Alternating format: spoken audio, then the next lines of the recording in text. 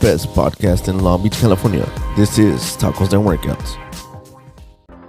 Órale, como this is me, Little Hater. And guess what, Doug? This podcast is brought to you by the Patio Nuts. You had me at hola. So go out and get some of these nuts. It's the Patio Nuts. What it is. Podcast. Órale, Holmes, it's me, Little Hater. Welcome to the best podcast in Long Beach. We have Richard Villa with us. You've seen him on the Netflix.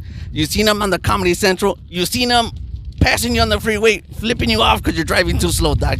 Tell him who you is. Hello, man. How's it going, everybody going? Hi, it's Richard Villa, and for some reason, I find myself here with you. I have no idea what I'm doing here. I love it, though. I love it. It is beautiful, though. Something about Long Beach, I've always been a big fan of Long Beach. The area, everything, man. I lived here for the beginning of my comedy career. I lived here in Long Beach, man. These were my stomping grounds. Yeah, Pine Street, all that stuff. Yeah, Doc, you know, it's. I love Long Beach, Doc. I don't know, like, before I moved into Long Beach, Doc, I was like, nah, I'll never live in Long Beach. But Sas, it got me, Doc, and here I am, Doc, loving life, Doc. Yeah, and I'm surprised they haven't arrested us or anything, bro. I'm like, can we do this here, bro? Hey, Doc, I don't know if they let you know, but I'm Little Hater. I do whatever I want, Doc. Little Hater, you can do whatever you want? I do whatever I want, Doc. All right, Little Hater. My mom, if I get arrested, ask for Little Hater, the Little Hater crime. That's where they got me. Go ahead, bro. Come on, Doc. Out of all people, you should know, Doc. I know. About living life dangerously, carnal. That's why I got to look 5 steps ahead, bro. Living in the streets will teach you that shit, man. Watching out, Doc. Your head on the swivel, baby. This is Long Beach. hey, man, you know what, Doc? A lot of people don't know, Doc. But I invited you, Doc, for one simple question. Where's it at, Doc? Where's it at? Yeah, where's it at, Doc? La lavadita? Yeah, that's right, Doc. That was right. Years ago, bro. Years ago. You were the Pablo Escobar at 10 years old, Doc. At 10 years old, bro, my dad was having us run a small business in Compton called selling crack and cocaine. And it's weird. A lot of people ask me, dude, did you really sell crack? Yeah, man. Like, it was a hustle. My dad was one of those guys, bro. My dad could skin a cat 14 different ways. And when he found out he can crack cocaine and he can mix it up, my mom can cook it, I can translate it, my uncle can promote it. Bro, he was all about it. He was like, this is going to be a great business. And we started selling crack.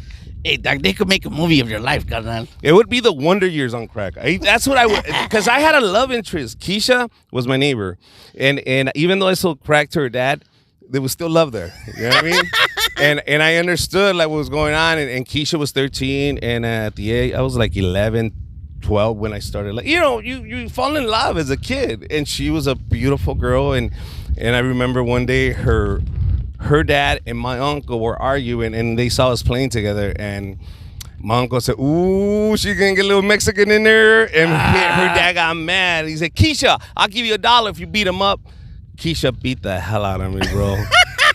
Dude, she beat the shit out of me, bro. I was like, oh, dude, I would have gave her $5 if she would have kissed me, man. She broke my heart, bro. She beat the shit out of me for $1. She didn't know I liked her. You know what I mean? I get it. $1's $1 back then, and you know she was 13. So not only were you like a drug dealer, but you were also like a prize fighter, and you didn't even know it. Nah, I wouldn't call myself a prize fighter because I lost, and that wasn't the first time Keisha kicked my ass. It was a couple of times. But I gave it a good try. I got a few licks on her shoe once I fell. Yeah. Oh yeah, but yeah, that's why I'm traumatized now, man. I don't any girl named Keisha. Hey, Dad, because women be breaking our hearts all the time, Doug. Ah, bro, I hope that was the only thing she did was break my heart. It broke my arm, nah, it wasn't that bad. It wasn't that bad. So how is it that your pop started and you started doing the business, Doug? The whole business started because, you know, out of necessity, my dad was out of work, didn't have papers, and he just an opportunity fell on his lap. And it's not, I'm not going to tell you that my dad was an angel. It's not like, oh shit, it's a beautiful story, we came out of nothing. No, my dad was just a hustler, bro, and this was just another hustle. But instead of getting people that he couldn't trust, he got people he could beat up. So he got his kids. So he's like, all right, fuck it, my kids, they're my employees. Like any small business, you start with the kids. cooking the crack was the kind of the tricky part that my uncle had to teach us how to do. But once my mom got the hang of it, bro, it was like making cookies, except you couldn't lick the spoon at the end. That's all. but it was. I talk about it so freely, and people go, "Why do you talk about it?" Well, first of all, everybody's dead now, so nobody's going to jail. Second of all, it really didn't bother me because when you live in that type of environment, when your family sells crack, it is what it is, bro. It's the family business. You don't see it as a bad thing because your mom and dad say it's okay. They just tell you to shut the fuck up. Don't say anything. You know what I mean? So you grew up like any other kid, man. My dad still spanked me, gave me I took some of my allowance.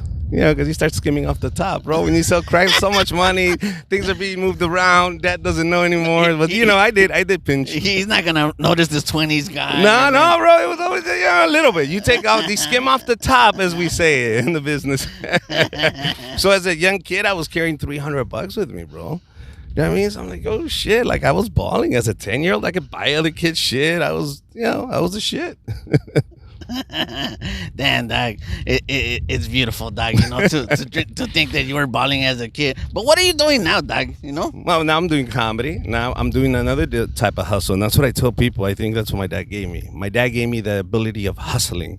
Because he could hustle, man. If for some reason your parents fixed their paperwork in the 80s, is because my dad gave you a fake carta, una carta que te decían, you got a letter from the government saying that you've been here for so many years. So he will falsificating those documents, and he would get everybody papers, bro. And he was making a ton of money. And I asked my mom, why is it, man? My dad being such a big hustler, the guy that could fucking move and just generate money. This motherfucker generated money like crazy.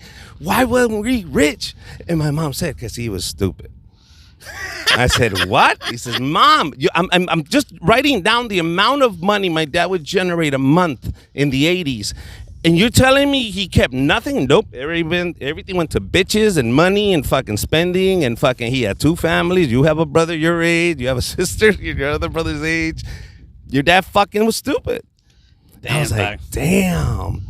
But he could hustle, bro. He could. I don't know if it was the fact that he knew he was spending it so fast that he needed to generate it again. But imagine if we would have gave my dad an education.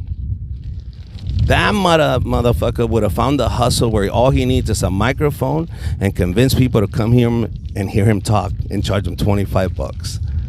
No inventory, no nothing, bro. Everything is in here. You just show up. As a matter of fact, you don't even bring a mic. The mic is waiting for you. And you're still charging everybody $25 and you go home. Damn, dog. Now that's the ultimate drug. That's the ultimate hustle, comedy. This is what my dad taught me. My dad said, no inventory, motherfucker. Keep it all here. And walk out with nothing, bro, and you took all the money. That's the biggest hustle. So making people laugh, bro. Hey, you went from slanging coke to slanging jokes. Comedy. Yeah. Slanging coke to slanging jokes. Yeah, there you go. Hey, it's the same euphoria that you're gonna feel with the fucking drugs. You feel it with us. A full hour of comedy. You're like, all right, I get it. You know what I mean? Yeah. That's it. It's just a different kind of good feeling I'm giving. That's all. Yeah, because people like to feel good, man. It's like when you make somebody feels good, it's like laughing, and then you laugh. It's almost like a drug itself, dog. Exactly. That's what we're selling today, bro. Some people don't like the drug. Not everybody's gonna like cocaine. Not everybody's gonna like weed. Hey, you don't like me? You don't like me. I get it. Go get a fucking Bud Light. I get it. You're a Bud Light guy. So how'd you start your comedy career, though? How did I start my comedy career? I had to become an engineer first to become a comic. So I'm working in Irvine, working as a comedian, and working as an engineer. And one night there was an open mic at the Irvine Improv. We went in, we tried it, and then I got the niche. And the very next show, I got to see the Que Locos tour in Riverside. And when I saw that, I walked into that theater and I saw Felipe, Willie Barcena, Gabriel Iglesias, Mike Robles, and Armando Cosillo. And afterwards, they were really nice. They were all talking to all the fans. And then Armando Cosillo says, hey, we do a show in Tortillas if you really want to be a comic. Bro, that was it. Tortillas was the first spot. Willie was hosting it. I didn't know that he was going to be hosting it. I was losing my mind. And I went up for the first time at Tortillas, bro. And people that know comedy, that know tortillas, they know it's the legendary spot. You would go there to eat shit. Like, I'm not gonna tell you that I killed. I ate shit, bro. And where was this tortilla spot at? In Montebello. See? Yeah, Montebello. I think it was Montebello. Yeah. I forgot, man. It was such a long time. And they changed his name every other fucking year. I just found out who Willie Persona is, dog. You just found out? Yeah, dog. You know, because, like, dog, I'm a dumb vato, dog. You know, I don't pay attention to names very well and stuff like that. And as you know, so I grew up as a poor vato, dog. So welcome to the club. Yeah, dog. No, you got money, dog. You have money, dog. No, this is the thing with my dad. With my dad, it was always we had money, but it was like, no, we can't show it. But motherfucker, you drinking it all. You're snorting it all. You're fucking bitches. That's why we can't show it off. You're like, hey, save some for me for yeah, later, bro, why dog. do you think I kept skimming off the top? Save some for me for later, dog. Yeah. One day I'm gonna want to be doing that Bro, stuff, dog. the only generational wealth my dad gave me was diabetes. That's all he left behind. He said, here you go, amigo. You can have that. That and then a stolen TV from the riots in 92. That's all I had. That's my generational wealth. Yeah, man.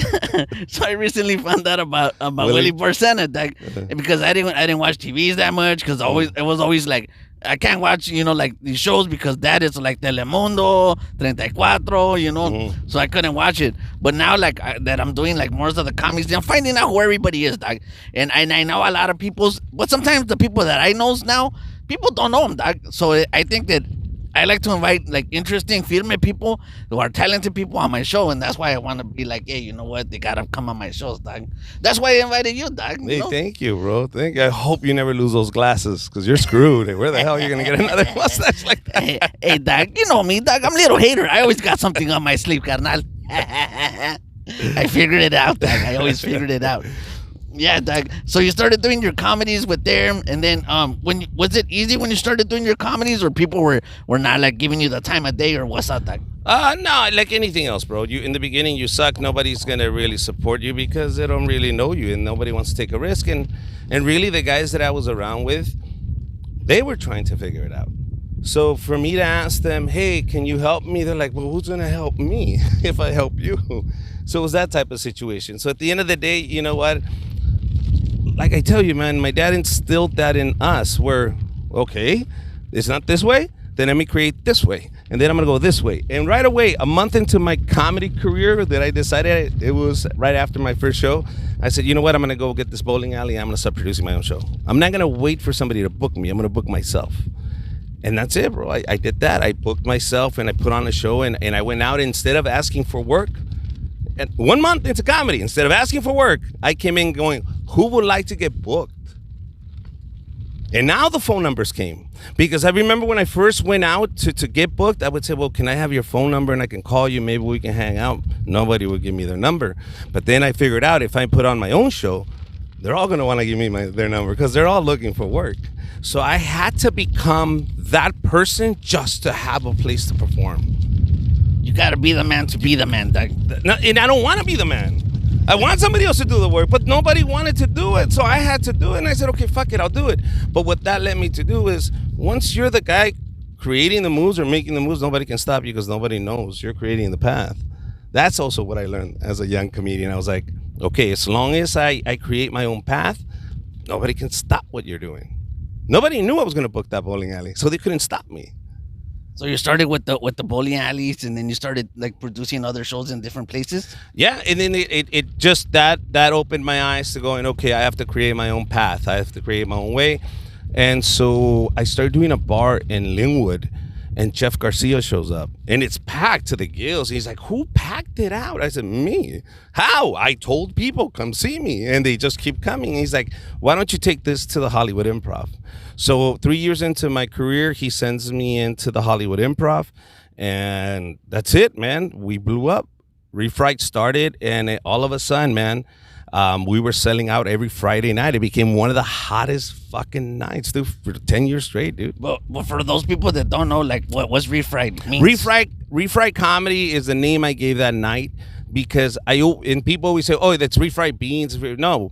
If you read a little bit into history, I always wanted to do Spanish comedy. That's always been my first initial passion. I just didn't know where nor how. So my comedy, I always knew I was going to do it in Spanish. And in Mexico, when you did a song in Spanish that it was an English song, they called it refrito. esa canción refrita. Esa está en inglés y tú la hiciste en español. Esa refrita. And I was like, oh, that's pretty dope, dude. So I got the name and I said, because my vision of the Refry show was always to make it a full bilingual show where it was Spanish and English comedy. So I would always do Spanish comedy there. I would always invite comedians that just did Spanish comedy, Peluche, and all those guys. I kept impulsing that into my audience so they understood there is Spanish comedy, guys. This is not just English. So I started doing that with the Refry show, and that's really why I called it the Refry show, because you didn't know what you were going to get in Spanish or English, or if it was going to be an English joke that I do now in Spanish. So de ahí sale el nombre. That's where the name comes from. But everybody said, oh, it's the Refry Bean Show. Call it whatever the hell you want. I'm calling it Refried. And there was a lot of people that were opposed to that name. A lot of people told me, don't call it Refried. I said, why dog? Like what's wrong the with stigma, they said, oh, it's a beaner show, it's a Latino show. So I was like, I don't care, man, I like it. The R, the refry, the concept behind it, the fact that I know that story, and I was like, oh, that's a pretty good story. That's who I am. I'm a little bit of both. And you get a little taste of both. I'm like, nah, that's me. Fuck you guys. I'm still keeping it. And then, till this day, there's clubs that don't want the show. They say, I don't want you to come in here and call it Refried. Call it Richard Villa, call it whatever you want, but don't call it Refried. And I said, okay, but I don't care. I won't do it here. I'll do it somewhere else. And it grew. I mean, the show, Refried, grew to a huge success. And it went from coast to coast. I mean, we had Refried shows in New York, in Colorado, in Chicago, and all over Texas. So in Las Vegas. So we had Refried shows everywhere. It was just too much. I was like, Refried became bigger than Richard Villa. Which is a good thing, I would imagine. No, it's the worst thing. Why? Because it's a name, it's a brand, and you have to continue to keep growing it. But Refried was a group of people. It's a band. Oh, Richard Villa is Richard Villa. Refried, it started creating its own identity, and it became like SNL. But the players can come in and out. Yeah, but I can't take Refried with me. You understand? People that were going to the Refried shows wouldn't necessarily come for me anymore, because the lineups were so huge. They just went because the show itself was so successful and popular. Ron White is a perfect example, bro. He comes in with Alex Raimundo, one of the Lions and Kings of Comedy. They show up that Friday night. It's packed to the gills. Ron White goes up and just bombs in front of all these Latinos. They all speak English. This is not a Spanish show. These are all American people. By the way, let me make it clear. The Refry show was all in English. Everybody that came in spoke English. They bought their ticket in English. Everything was in English. Ron White goes up on stage and just doesn't connect. They just don't get it. They look at it as sarcasm. They look at it as cockiness. They don't like it. And they just didn't laugh. He gets off. Alex Raimundo goes up there and destroys. And of course they connect and they relate. But that's what the manager told me. That's why they come here, because they don't know Ron White. So right now he found out that those jokes he just did are not universal. Those jokes will not work in the West Coast. Those jokes will not work on your Netflix, because your Netflix has to reflect the world. Your Netflix has to reflect America. So they would go there and they would test their stuff. Who else? Chris Rock. Chris Rock, when he was doing the Oscars, I remember he would stop by and work out his material there, and then he would go to the store, but he did it to everybody. It just so happens Friday night was the Latino night, and if anybody wanted to try some material out, you find a new voice there, bro. Okay, even Latinos like this one, then this joke's really good, because they don't even know my fucking name. And that's a problem. When you become a comic, they'll just laugh. You show up and you say, "What's up, everybody?" and they're already laughing. It's hard, dog, because like you said, sometimes like you show up and then people like already expect you to be funnies, but they don't know, and it's your job to make them funnies, man. And it's like I recently started going to the store and going to all these different places, and I saw some like very famous people. I'm not gonna say who they were, but I know who they were, dog, because I follow comedy. Mm-hmm. But like the people weren't laughing because they didn't know who they were, dog. Yeah, they don't know who they are, so it's a good place. But now, do they come to laugh? Yes. Are they going to be honest with you? Yes, because they did laugh. They laugh at the good shit. They laugh at the bad. They didn't laugh at the bad shit. Good story, dude. Charlie Murphy shows up with Eddie Murphy. Okay? They both show up. To your show? Huh? To your show? To my show, the Refry show. They showed up. They both show up. Charlie and Eddie Murphy. My manager comes to me and says, "Hey, Eddie's here." "Eddie Murphy?" "Yeah, come. He wants to talk to you. We're going to throw this guy up." Charlie, his brother. Sure. So I'm hosting the show, so I go up and I say hi to Charlie Murphy, and then I said hi to Eddie, and Eddie said, "Can I just sit in the back?" I said, "Sure." So I set him in the back, and then I go up, and then I introduce, ladies and gentlemen, we have a great guest. This is right after the Chappelle show had ended, Mr. Charlie Murphy, and Charlie goes up, and they're loving him. They're like, it's Charlie Murphy, and as he starts his jokes, like 3-4 minutes into it, the audience is like, well, where's the jokes? Like he lost his themes, kind of. Yeah. They were just like, he's not funny. He's not being funny. He's like, he gets to the point where he's so frustrated they're not laughing. He goes, what the fuck you guys want, man? I'm giving you my big shit. What the fuck you guys want? And somebody in the audience goes, your brother. Bring your brother. And I'm sitting next to Eddie, and Eddie's like, oh my God. They got him, Doc. They got him. Eddie gets up and leaves right away.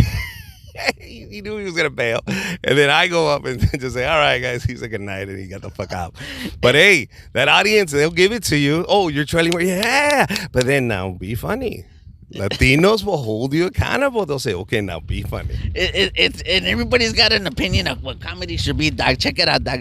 When I started doing my comedies, at first I started off saying like little stories and stuff, and then people saw like, hey, you know what? Maybe you should do like one-liners, or just like go straight to the punchlines and stuff like that. And then I started doing that kind of comedies, Doc. And now people are telling me maybe you should do more stories, Doc.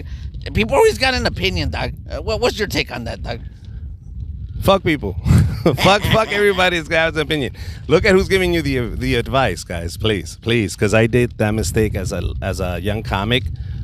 I was swayed, and you know why we get swayed to do certain things and why you changed? Because you didn't know who the hell you were, and you're so insecure because there is no roadmap. Nobody tells us we're not doctors. There's no school you go to and then you're gonna get a degree and you just get a job. No. It's all on talent. And what is talent? And who says it's funny? And comedy's so subjective. So what the fuck do I do? How if there's no way of measuring comedy, then how the fuck do we know if we're doing it right? You don't. What you do is this. Comedy subjective, hard work is not. You understand? That's what I did. I switched it over. It's okay, hard work is not. And I kept telling people, I may not be the funniest, but I'm going to outwork everybody. And I'm going to outlive everybody. And here we are. We're going to be 22 years into comedy. You're still interviewing me for some fucking reason, and I'm relevant now. You understand? And it's that type of mentality is just, you just don't give up. You just work, motherfucker. Stop asking when the dream is happening when you haven't even put in any fucking work. Yeah, well, I the first time I saw you, Doc, it was because you came out on Tom Segura's podcast. Yeah. I got a little story to tell you about Tom Segura's, Doc. Tell me, bro. I want to know. Hey, Doc, I used to hate on that vato.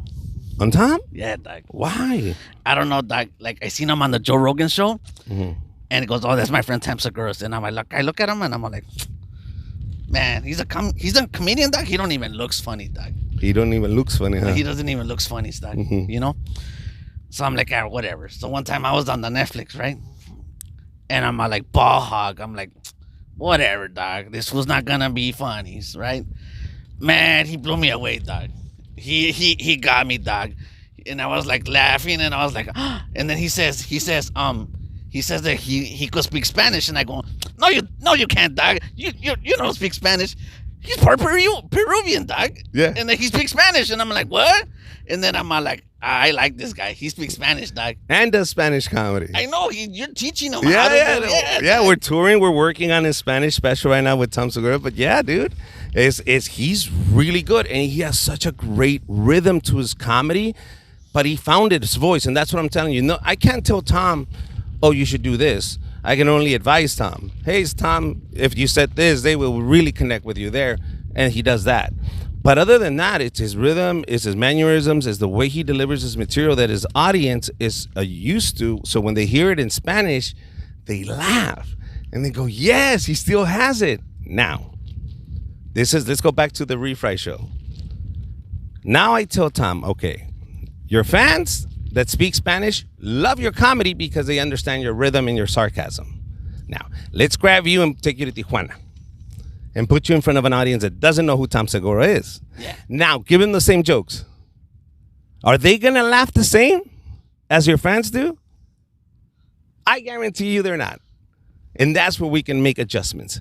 See, I can't tell you to make adjustments here where you lose the audience until I have a legit non-biased audience that you can perform in and say, they don't know you, bro. This is just a Spanish-speaking audience. Now kill it. Does it still work? That's what I want to know from Tom. And we haven't done that yet. We've only done, Tom Segura is going to do it in Spanish, would you like to come? And yes, they do show up. People show up, they don't even speak Spanish just because they want to take a picture or say hi to Tom. Or Tom Segura's. That's it. But do you understand? So now I'm telling Tom the challenge is putting you in front of a Latino audience that doesn't know Tom and still laugh. All right, Toms, I got you, dog. You know, from one beginning comic to a guy that's already super chingon comedian. Come to East LA with us, dog. Oh, we got you, bro. Al Maris, al Puerto Escondido. Vamos aquí al Chamizal. Vamos, we'll take you to these places. That's right, dog. I got you here. We don't have to go to TJ. That's right, dog. Why? Don't go all the way to TJ, dog. Nos ponemos con el Beto el Chistólogo, con Quechechente, te ponemos un show. Dude, I have Spanish shows in LA. I have Spanish shows in Long Beach that we can get Tom on.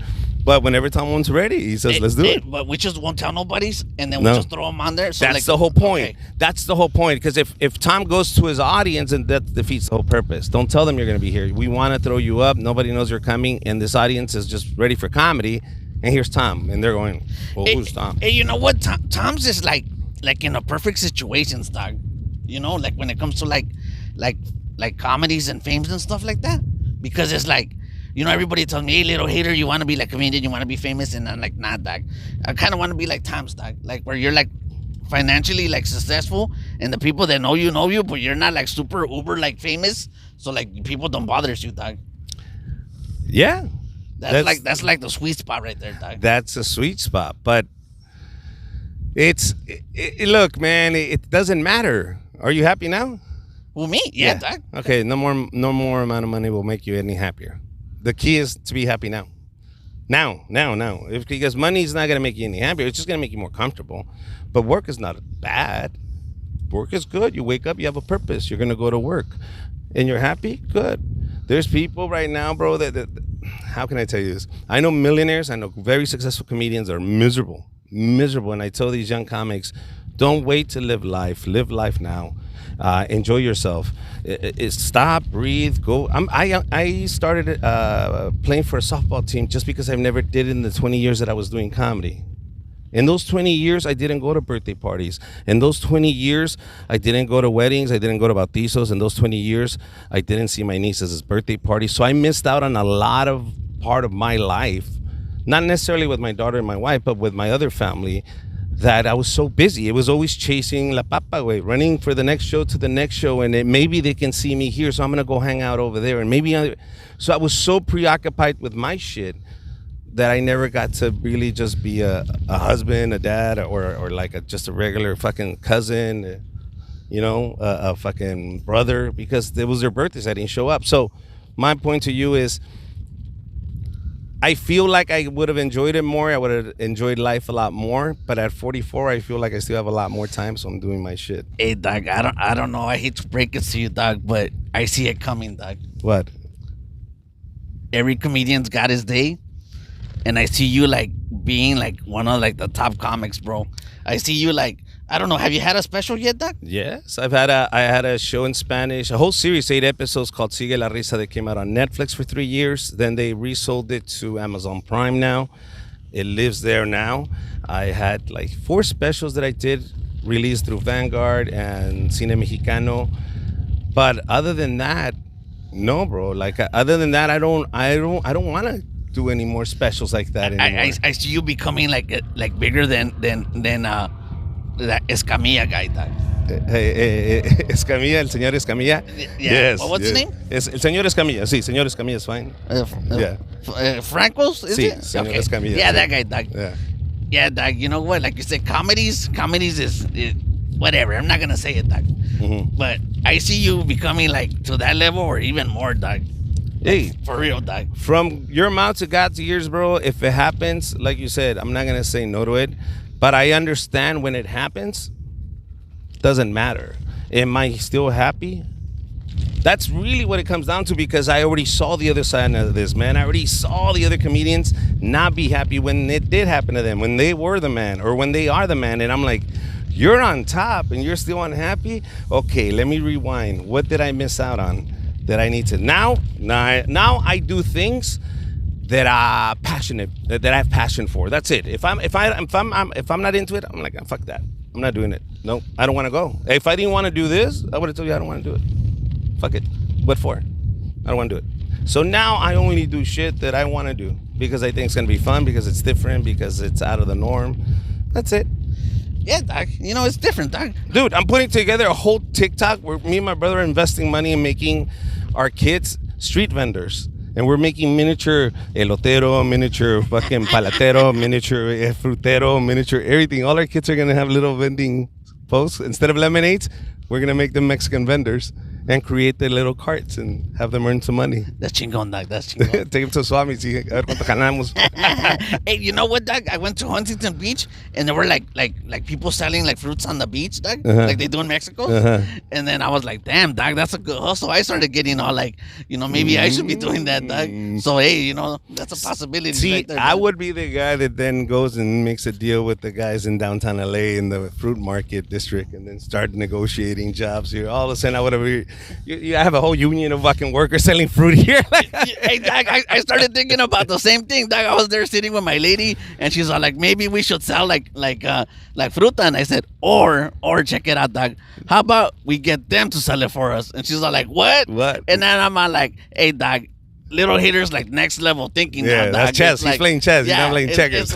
It's like back in the day, I used to be a little like small-minded kind of vato, you know, with the hustle. Now I think of the big papas, you know. Yeah, and bro. I'm like people be like collecting like collectibles and stuff like that, and I collect stocks, carnal. You know what I'm saying, dog? I'm like, I'm in the big investment, carnal. Well, you always have to create sleeping money. Sleeping money. What is sleeping? I'm not there. I don't have to touch it. It just generates it. And then once you create enough avenues of income that give you sleeping money, you're done, bro. It's the hustle, It's dog. a hustle. As a comedian, you don't have to get a job. But I guarantee you there's 100 million things you can do to just get $50 here, $100 there. But now you're in charge of your own fucking schedule. You can do whatever you want, especially when you don't have any kids, man, and you're not married. Shit, go for it. Hey, dog. You also do movies, right? You've done movies in the past. Yeah. I had a production company back in 2008. I opened it up 2008. We opened up Zula Entertainment, and it just came up that my manager at the time did acquisitions for Cine Mexicano, and he did a lot of purchasing in the U.S. So he said, "Hey, would you like to start producing films?" I said, "What do you mean? If I can convince the board members to give you a bunch of money, would you like to produce your own feature films?" Are you kidding me? I said, what are we talking about? We're talking about $250,000, maybe $250,000.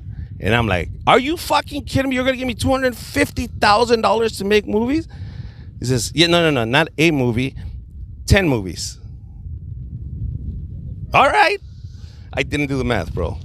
If people are watching this, they understand how much a movie makes. I mean, how much it takes to make a movie. I did 10 feature films with $250,000, and it took me 3 years to complete the 10 feature films. Everything was delivered. Everything got distribution. Desde Primos, Trapped in the 5150, Adrenaline of Love, Hood Vengeance. I can go on and on, man. We had a shitload. Con la misma moneda, Chencho y su grandote. I don't know. I'm losing them right now, but yeah. And I involved all the comedians, man. All the comedians were part of it. Jesus Trejo was in Primos. And at Trap in the 5150, my first feature film. Aurelio and Miguel Bocanega is a comic there. Robert Zapata is a comic there. And Jesus Trejo is a cholo in there. That was his first feature film, and it got national distribution from coast to coast, bro. Damn, dog. You're a very talented vato. You're doing like a lot of stuff. You did the movies. You're doing the comedies. You know what? And you have a very interesting past, dog. I know you're a very busy vato, and you gotta go, dog. But before we go, dog, why didn't you tell them like where they could find you, dog? Like your Instagrams, and then if you're producing any other like local shows, like let them know. Well, pretty soon Sevilla's October 2nd. We're working on getting on a show there. hit me up on my social media at Richard Comedy on Instagram or at Richard Villa Comedy on TikTok or any social media platform you can find. Or my website, just richardvilla.com. My name, richardvilla.com. Takes you to all my social media platforms. You'll see it. We're working on a show in Sevilla's on October the 2nd. And that's going to be a huge, huge event because I have a lot of friends that also want to come and play with me, big boys. So that's going to be a big show. And then we have a big project working out. Start keeping your eye out for El Sapo. It's going to be a new series that me and my brother are producing. It's a Mexican wrestler. I play El Sapo. And it takes you through the whole journey of discovery, losing, the Rocky story, coming back from nothing. From nothing. Dog, I love it, dog. I'm excited already, dog. I used to love Mexican wrestling when I was a kid, dog. Oh, you'll love this, bro. It's just comedy. It's literally the wrestler, but with comedy and tragedy all mixed together, bro. But it's funny. It's funny as hell. The guy won't take off his mask. That's the whole thing. The guy will never. He takes a shit with a mask on, takes a shower with a mask on, everything. He sounds like me with my glasses, dog. All right, dog. There, you heard it first from our guest here, Richard Villa. He's a funny vato. I need everybody. Look, dog. On my subscriber, Sas. There it is, dog. Sas. That's it. If you want to know the story, if you want to hear the jokes about me selling crack, if you want to hear the stories about being married to a Border Patrol agent, all that shit, go on my social media. And I say it to everybody. If you want to know the real story, like if you go to my TikTok in the beginning, I made it a point. I went back to Compton and I recorded my old house. I recorded my old street. I recorded my old neighborhood. And I hope people that if you were watching this, now that my social media is growing, please confirm that that's where you got real good crack. We didn't sell potato, motherfuckers. That was something we pride ourselves on. We didn't sell potato. And in the 80s, if you smoked crack in the 80s, you know what I'm talking about. You know what I'm talking about. You got your fucking crack. Oh, it's potato. Fuck. We didn't do that. It wasn't us. We gave you good shit. Oh, man. We're definitely going to have you on. Oh, I want to come back. As long as they don't arrest, I think the cops are here. The cops are here. Yeah, we got to go. All right, guys. And with that said, I'll catch you guys a rato.